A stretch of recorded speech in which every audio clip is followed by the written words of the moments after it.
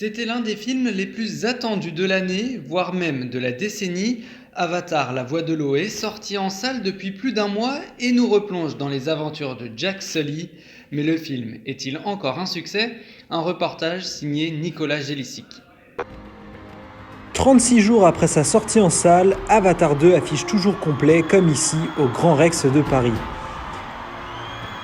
Avec plus de 2,7 millions d'entrées rien qu'en France la première semaine, le film a signé le meilleur démarrage de l'année 2022 au box-office, 13 ans après son aîné. Un résultat qui est loin d'être une surprise, selon Pierre Charpiloz, journaliste et critique de cinéma pour Ciné+.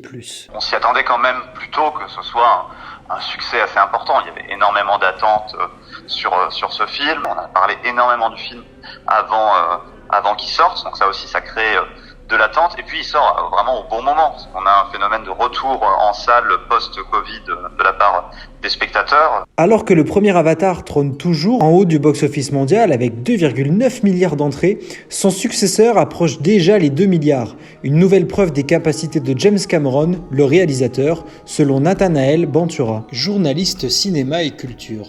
Ça me fascine qu'à chacun de ses films, on dit que James Cameron a fait le film de trop, que cette fois ça y est, il va se planter, que cette fois ça va être un bide. Enfin, le mec, il a fait 3 films qui ont dépassé les 2 milliards de dollars au box-office. Tous ces films sont cultes. Il n'a pas connu un seul échec. Il a fait 3 des suites les plus importantes de l'histoire. Donc moi, j'avais aucun doute sur le fait que ce film-là allait battre tous les records.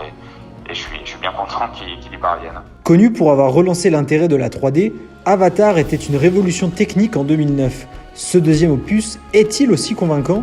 Oui, selon Nathanaël Bantura. Cette suite, elle est 100 fois plus ambitieuse à littéralement tous les niveaux.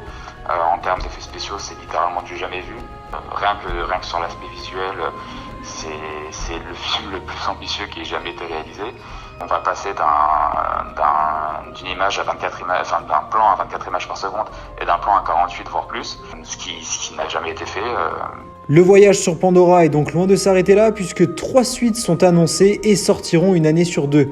Avatar 3 sera donc en salle en 2024 et la franchise perdurera jusqu'en 2028.